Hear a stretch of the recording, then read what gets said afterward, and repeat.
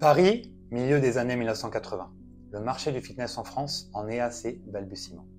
Dans un coin de la capitale, un homme observe une salle de sport clairsemée. Lionel Bourillon, la trentaine passionnée, rêve d'un fitness accessible à tous. À cette époque, faire de la musculation ou de l'aérobic est un luxe réservé à une élite urbaine. Jusqu'à récemment, une salle de gym n'était accessible qu'aux plus aisés. Il faut changer ça. Le sport doit sortir de son cercle fermé. En 1986, Lionel Bourillon passe de la parole aux actes en créant le concept des clubs de forme Moving. Êtes-vous là? Oui, vous. Avec votre ticket de cinéma, vous avez le droit à ça. Moving vous échange votre ticket contre une semaine gratuite, forme et fitness d'une valeur de 49 €. Qu'il développe en licence de marque à travers toute la France. Son idée est simple. Des salles de remise en forme conviviales, ouvertes en franchise, pour mailler le territoire. Le succès est au rendez-vous. Au fil des années, le groupe Moving s'installe comme un acteur majeur du fitness en France. Lionel et ses partenaires innovent sans cesse. Ils lancent même des enseignes spécialisées comme Lady Moving en 2005, dédiée aux femmes, exclusivement aux femmes. L'engouement grandit, mais le chemin est semé d'embûches. Le secteur du fitness français reste modeste, avec une pénétration de seulement 5%. Mais de nouveaux réseaux, comme Club Moving, commencent à émerger. À la fin des années 1990, première épreuve. Le fondateur vend l'enseigne en 1998, puis la rachète en 2002 avec son associé Charles Elia pour reprendre la main. Le duo redresse la barre et continue d'innover. Nous l'accompagnons depuis le départ en définissant le profil du local. Lionel Bourillon est sur tous les fronts. Il multiplie les ouvertures de clubs et rêve plus grand.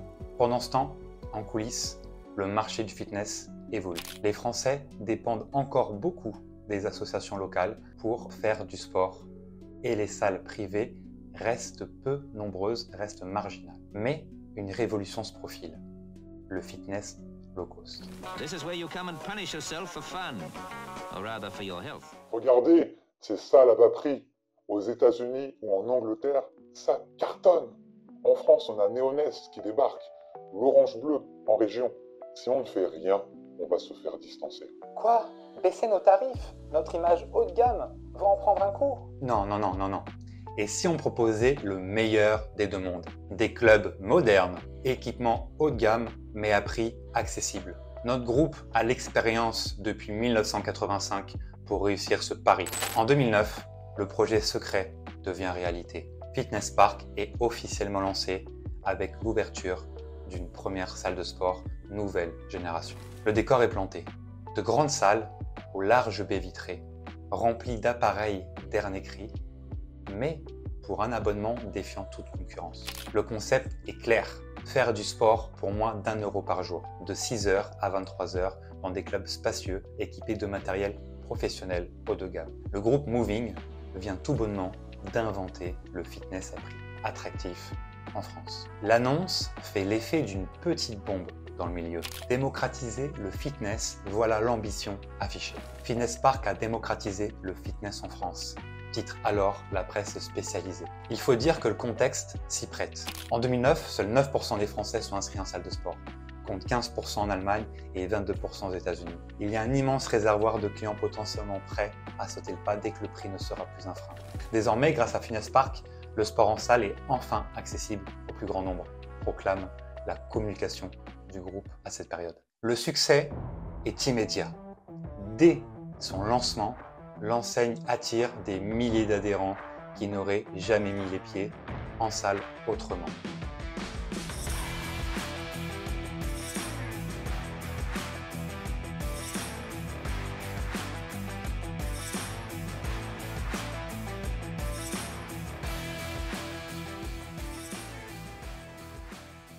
Le groupe Moving tient son concept révolutionnaire. Les fondateurs sentent qu'ils ont tapé dans le mille et préparent déjà la suite. Fitness Park ne sera pas un unique club, mais un réseau national de franchisés. Fitness Park grandit à un rythme effréné. De Paris à Marseille, de Lille à Bordeaux, les ouvertures de salles s'enchaînent. En seulement quelques années, la marque essaime partout en France. Fin 2014, on compte déjà des dizaines de Fitness Park et le cap des 40 clubs est franchi. Les adhérents affluent, séduits par le rapport qualité-prix.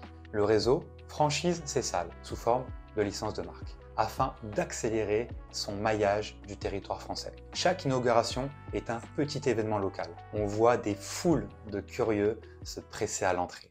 Vous aussi, vous attendez l'ouverture de Fitness Park? Non, moi je suis coach. Alléché par la promesse d'une salle high-tech à tarif abordable.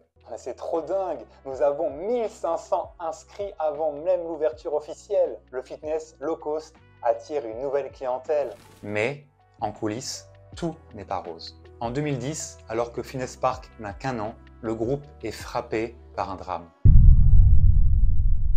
Lionel Bourillon, le cofondateur visionnaire, décède brutalement d'une hémorragie cérébrale. L'équipe est sous le choc. Charles Elia, son partenaire de toujours, reprend les rênes du groupe EB, la maison mère, pour assurer la continuité. Malgré la peine, l'expansion continue comme un hommage. Un hommage vivant aux idéaux de Lionel. Chaque nouvelle salle qui ouvre porte en elle l'héritage de sa vision.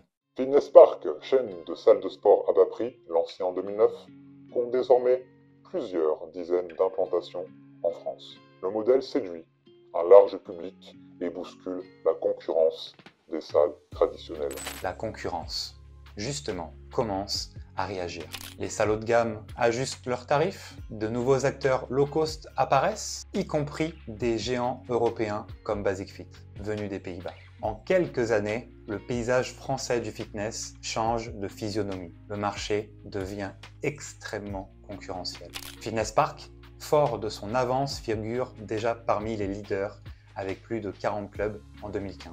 Mais pour conserver son avance, il faudra encore innover et se structurer. C'est alors qu'un nouvel acteur va entrer en scène et donner un second souffle à l'entreprise. Philippe, bienvenue! Je pense que vous êtes l'homme de la situation pour écrire le prochain chapitre de cette histoire. 2015 marque un tournant décisif. Philippe Herbette, ancien sportif de haut niveau et entrepreneur chevronné, rachète le groupe Moving et prend la tête de Fitness Park. Mercredi dans Patron Incognito, Philippe Herbette, président d'une chaîne de clubs de remise en forme, va accepter de redescendre en bas de l'échelle sous couverture. À son tour de partager le quotidien plutôt sportif de ses enfants. Cet ex-champion de culturisme de 47 ans, ceinture noire de Krav Maga, est un passionné de fitness dont l'énergie est contagieuse. En reprenant le flambeau de Charles Elia, Philippe Herbette veut propulser Fitness Park dans une nouvelle ère. Notre objectif? Rien de moins que de faire de Fitness Park le leader mondial du fitness. Pour y arriver, il faut innover, encore et toujours. Dès son arrivée, le nouveau PDG s'attelle à une refonte en profondeur du concept Fitness Park. Il écume les salles du réseau, écoute les franchisés, observe les adhérents. Rapidement, des améliorations voient le jour.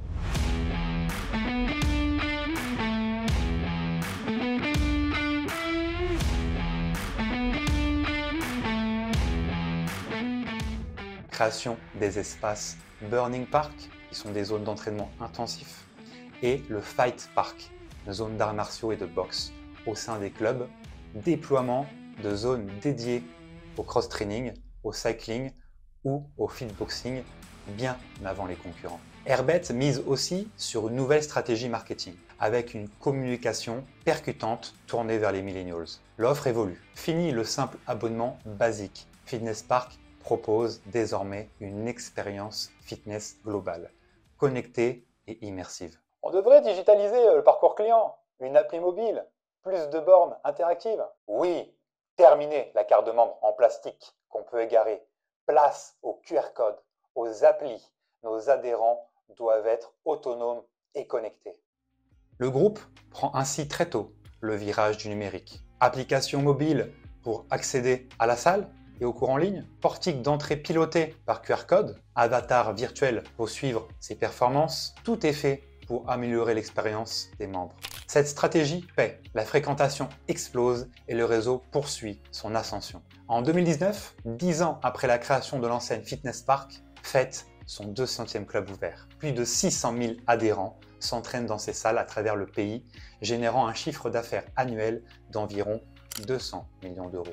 Pour marquer le coup, le groupe Moving change d'identité fin 2019 et prend officiellement le nom de Fitness Park Group, du nom de son enseigne phare. C'est le symbole d'une nouvelle ère. Le siège social déménage au cœur du quartier d'affaires de La Défense, où un club flagship ultra-moderne de 2500 m² ouvre ses portes, vitrine des innovations de la marque. L'heure est à l'expansion internationale. Après une première implantation au Portugal en 2019, l'enseigne prévoit de s'étendre en Espagne dès l'année suivante. Ce n'est qu'un début. Aujourd'hui, Fitness Park Group entend plus que jamais rayonner en France et même au-delà. 70 ouvertures sont prévues l'an prochain et le déploiement à l'international est en cours.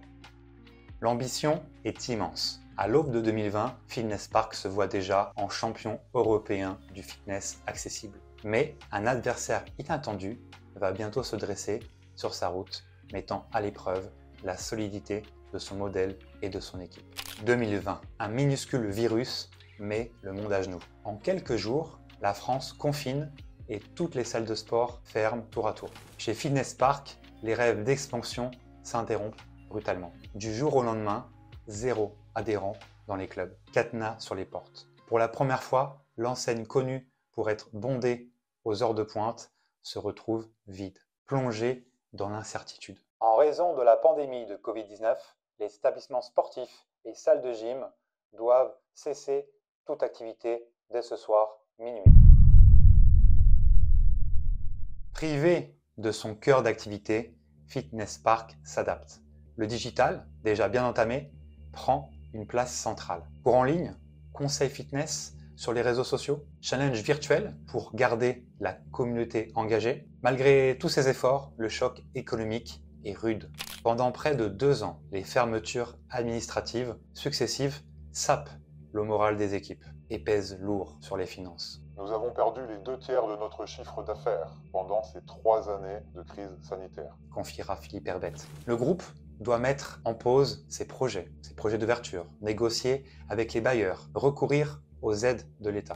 Allô, le ministère? Je vous le dis, nos salles sont essentielles pour la santé des policiers, des pompiers qui s'y entraînent. Laissez-nous rouvrir au moins pour eux. En vain, aucune dérogation ne sera accordée aux salles de sport. Et Philippe Herbette racontera plus tard ses démarches infructueuses auprès des autorités durant la pandémie. Toutefois, l'enseigne tient bon, soutenue par des investisseurs de long terme. La Banque publique d'investissement, la BPI, et 2 fonds privés injectent des fonds frais pour passer la tempête. Fitness Park survit au cataclysme. Les mois passent, les rideaux restent tirés, mais l'entreprise se prépare déjà au redémarrage. En ce printemps 2022, après plus de 2 ans de crise, les Fitness Park rouvrent pour de bon, une à une. Peu à peu, les abonnés reviennent en masse, avides de retrouver leurs habitudes sportives. L'effet est spectaculaire. Dès le début 2023, l'enseigne a retrouvé sa fréquentation et son chiffre d'affaires d'avant Covid. Philippe Herbette peut souffler. Non, le rêve ne s'est pas écroulé. Au contraire, la crise a rendu le groupe plus inventif et prudent à la fois, prêt pour un nouveau départ.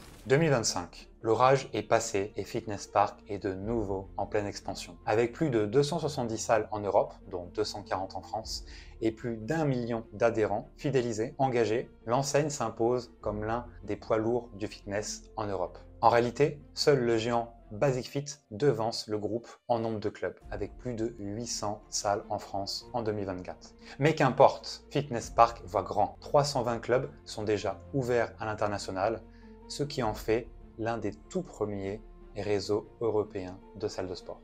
Surtout, l'entreprise nourrit des ambitions inédites. Selon un plan dévoilé début 2025, le groupe vise 500 clubs en France et 750 dans le monde d'ici 2028. Un objectif audacieux qui ferait de lui un prétendant sérieux au titre de numéro 1 mondial du secteur. Le rêve affiché de Philippe Herbette depuis son arrivée. Et il s'attaque désormais à l'international.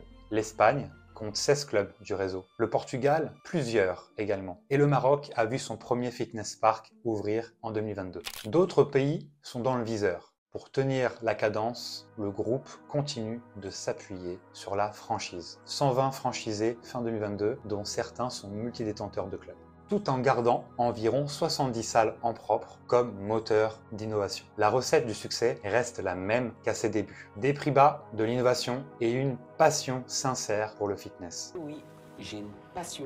Les salles sont désormais ouvertes 24 heures sur 24 dans certaines villes, bardées de technologie, réalité virtuelle, équipements connectés, programmes sur mesure. L'enseigne soigne aussi sa communauté. Événements sportifs, présence sur les réseaux sociaux, partenariat avec des athlètes, elle veut fédérer bien au-delà du simple inscription en salle. Chez Fitness Park, on n'inscrit pas juste les gens à la salle, on les embarque dans une aventure, une communauté qui se dépasse ensemble. Se dépasser, se surpasser, ce slogan né avec la marque résonne toujours autant. Hier, jeune pousse audacieuse, Fitness Park est devenu un acteur mature qui compte bien continuer à muscler son jeu. Son histoire, commencée modestement en 1985 dans l'imagination d'un passionné, a connu des rebondissements dignes d'un roman d'entreprise. Vision novatrice, croissance fulgurante, tragédie, renouveau, crise mondiale et renaissance. La fin de ce récit, pas encore écrite. Le rideau ne tombe pas car le spectacle continue. De nouveaux chapitres s'annoncent. Conquête internationale,